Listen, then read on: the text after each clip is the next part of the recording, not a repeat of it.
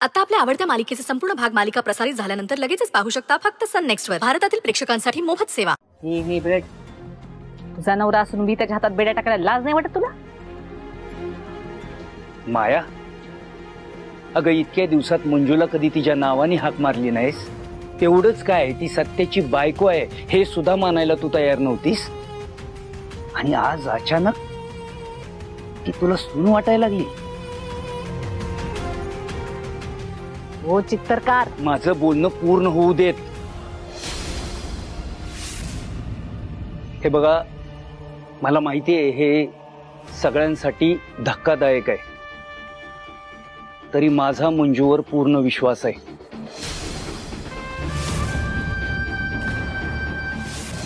ती असा निर्णय उगाच घेणार नाही.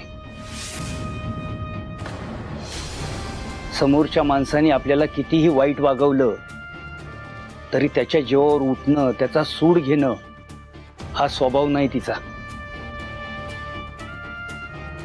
आणि माया, तुला किती वेळा सांगितलं होतं की सत्याच्या गरम डोक्याला खतपाणी घालणं बंद कर, पण ऐकलं नाही माझं. आज त्याचेच परिणाम भोगतोय तो. बोलले चित्तरकार, टोचून बोलले. तिथं स्वतःच्या पोराच्या हातात बेड्या असताना कोण चुकीचं कोण बरोबर हे सुचतंय तुम्हाला? हे बघ, ती आपलं कर्तव्य बजावायला आली इथं.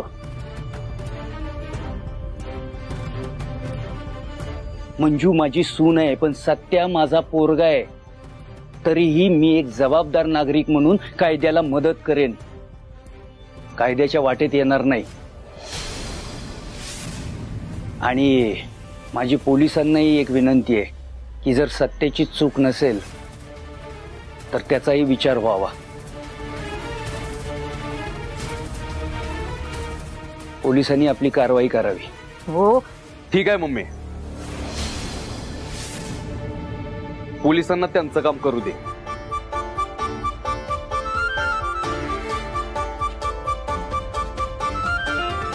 वाघमारे मॅडम, आजचा दिवस तुमचा आहे.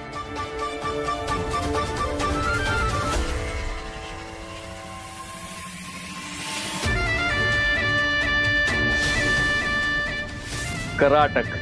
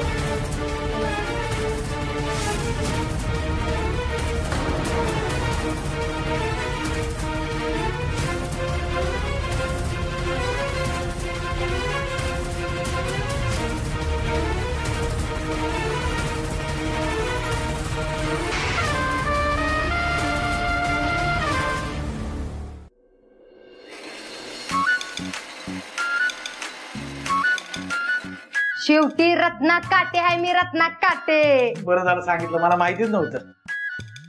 पुढे पुढे पुढे मग पुढं अजाबात म्हणलं नाही मी तिला. हा, त्या सुरवीनबाईच्या दादागिरीला अजाबात घाबरली नाही. तुम्हाला काय सांगू, पोलीस केसची धमकी दिल्या होतं. असं का थोबाड पडलं तिचं, तिच्या थोबाडाला रंगच उडाला. तुम्ही पाहिजे होता बघायला तिथं. नशीब तिच्या थोबाडावरचा रंग उडाला, नाही तर तुझ्या थोबाडावर रंग आला असता. नाही, खरं सांगतोय, तर सुरवीनबाईचा चांगला अनुभव आहे मला. आत्ते, अगं तुला गरजच काय होती का तिथे जाऊन तमाशा करायची? ती बाई किती खुनशी ती तुला माहितीये ना. आता ती तुझ्यावरचा राग काढायला आपल्या दीदीला त्रास देईल. बया बया बया बया, अगं आमरे, तुझ्या दीदीला तिथनं बाहेर काढायसाठी तर समधी धडपड करते आम्ही. हा बघ, तिला तिथनं बाहेर काढीन तवाच तर तिचा त्रास बंद होईल ना. तिला काय कळायचंय म्हणा. सुनंदे, तिला काय बी कळायचं नाही. तू सांग समजून काय ती.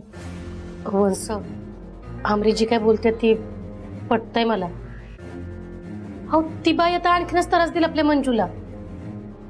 वायस तरी विचार कर की अगं, मंजीला आपण तिथनं बाहेर काढल्या बिगर तिचा त्रास कसा बंद होणार सांग. तिला आपण हिथं कशी काय आणणार. आणि तुला खरंच सांगू का सुनंदे, तिच्या नशिबात तिथं वायस सुद्धा संसाराचं सुख नाही ग. कशा पायी डांबून ठेवायचे आपण तिला. हा बघ, मी जी काय म्हणते का नाही त्याचा जरा बारीक विचार कर.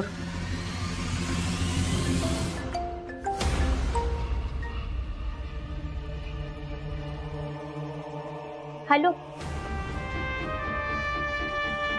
काय? अगं कधी?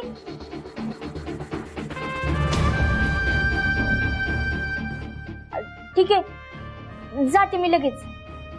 हा, हो. काय झालं आमरे? अगं कुणाचा फोन होता? अगं आई, सत्यादाजींच्या वस्तीत माझी एक मैत्रीण राहती. ती म्हणत होती की दीदीनं सत्यादाजींना अटक केली आणि ती बी त्यांच्या बर्थडेच्या पार्टीत घुसून चौकीला घेऊन गेली अगं ती दाजींना. एकच नंबर काम केलंय मंजुनी. मंजुनी त्या गुंडाला पकडून का नाही एक नंबर काम केलंय बघा. त्या गुंडाला आज त्याची जागा कळली. आणि आता का नाही त्या सुरवीनबाईचं थोबाड बी बंद होईल. वंस, हो काय बोलताय तुम्ही? अहो, किती बी झालं तरी नवरा आहे तो तिचा, आणि त्यांच्याशी असं वागणं चुकीचंच आहे. नाही नाही, मला बोलायला पाहिजे मंजूशी. आमरे चल चल पट्टीशी. सुनंदे थांब, मी बी येते. आत्ते, आधीच तिथं आग लागल्या. तिथं अजून आगीत तेल वाटायला येऊ नकोस. चल आई. ए गप ग तू. तिथं गेल्यावर मोठ्या माणसांच्या मध्ये कोणतर मोठा माणूस नको आहे बोलायला. मी बी येतो. मग मोठा माणूस पाहिजे ना. मी आहे ना, मग बसायचं. चल ग.